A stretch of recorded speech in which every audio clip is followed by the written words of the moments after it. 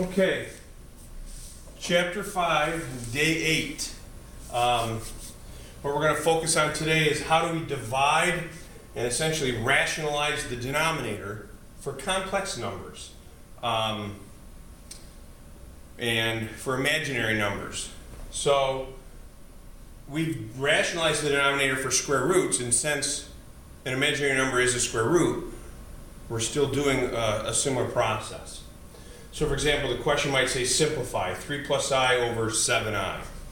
Well, just like with the square root problems, the first step you're going to do is multiply the top and the bottom by the whatever I to the power is that is on the bottom. So right now, I don't worry about the 7, I'm just looking at the I, and if I don't see a power, then that's I to the first.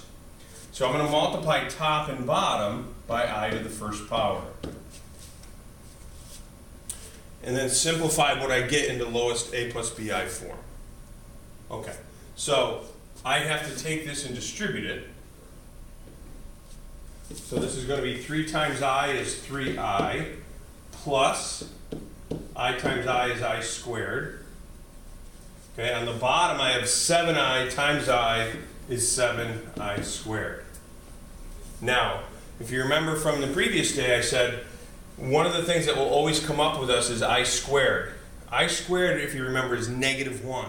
So I'm going to substitute -1 in now instead of I squared. So that's going to be equal to 3, I'll just put it down here, 3i plus I squared plus a -1 is the same thing as -1 over 7 times -1 is -7.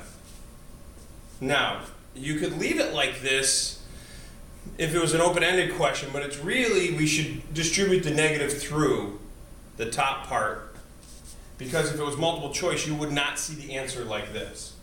So I'm going to take this negative and distribute it through the top, and I get -3i plus 1.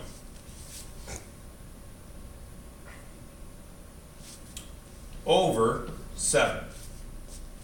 The negative distributes to here, changes its sign, changes its sign. But notice, a plus bi form. So in other words, I want, and I can leave the 7 on the bottom, but I need to switch these around just to be mathematically appropriate. So I'll write this as 1 minus 3i over 7. If I want, I could have separated it out into 1 over 7 minus 3 over 7i.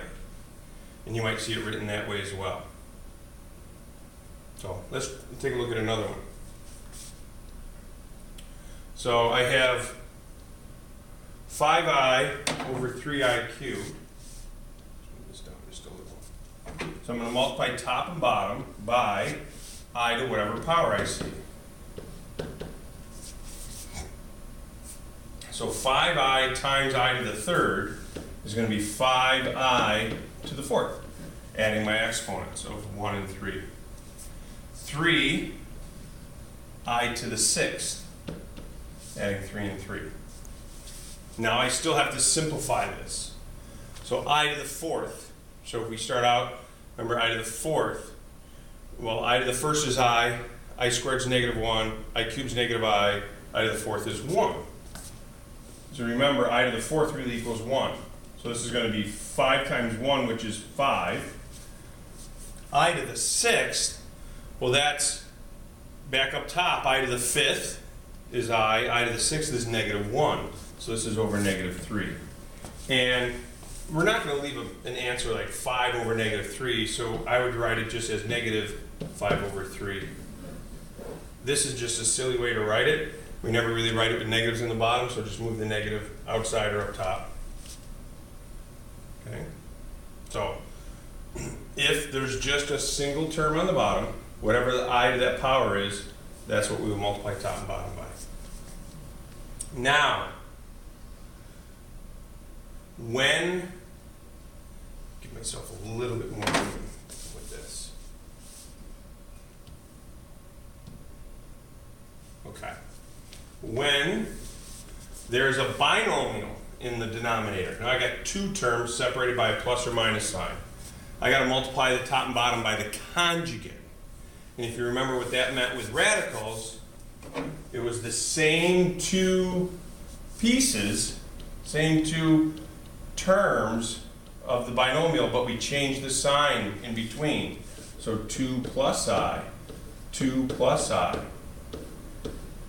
Now, whether this is a single term or two terms on the top, we still have to multiply through.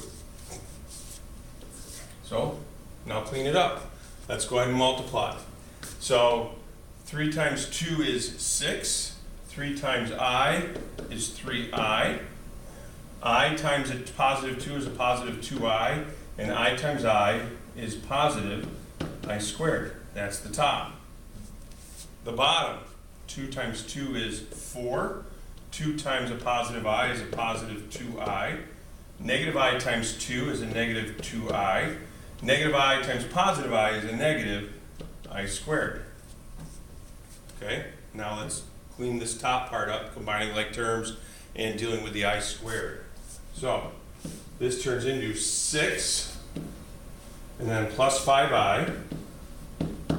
But I squared, remember, is a negative 1, so I'm just going to put minus 1 there. 4. Now notice, positive 2I, take away 2I. These will cancel out. Remember what happened when we had conjugates with radicals. There was no middle term left. There will not be a middle term left here. So minus an I squared. Well, minus a negative 1 is a 4 plus 1. It's plus 1. All right, so now 6 minus 1, that's a 5, plus 5I over 4 plus 1 is 5. If you can reduce, you have to keep going. I can factor out a 5 on the top, and I get 1 plus I over 5 on the bottom. Now I can reduce, leaving me 1 plus I. And that's my answer in simplest form, 1 plus I. Coincidence that this was like 3 minus 2 is 1. That's not what really happens. You have to go through the whole process. Sometimes the question might say, find the multiplicative inverse of. But we have to remember back to identities, inverses, that kind of stuff. The multiplicative inverse of 3 plus I. Well, the multiplicative inverse of 3 plus I is 1 over 3 plus I. Because if I multiply these two together, I should get 1. The 3 plus I would cancel out with the 1 over 3 plus I. So that's the multiplicative inverse. You might say, well, I'm done. No, you're not. We never leave i's in the bottom. So you always have to simplify and keep going. So I'm going to multiply top and bottom by the conjugate. So 1 times 3 minus I, that's just 3 minus I. Now again, I go through the process. 3 times 3 is 9, minus 3I, plus 3I, and then positive times negative is a negative I squared. Let's clean it up a little bit. I have 3 minus I on the top, over 9, minus 3I plus 3I, those cancel. Minus an I squared is really a plus 1, so this is 3 minus I over 10. And that is my answer. So division really isn't about dividing, it's about rationalizing that denominator every time. Okay? And that's it for dividing.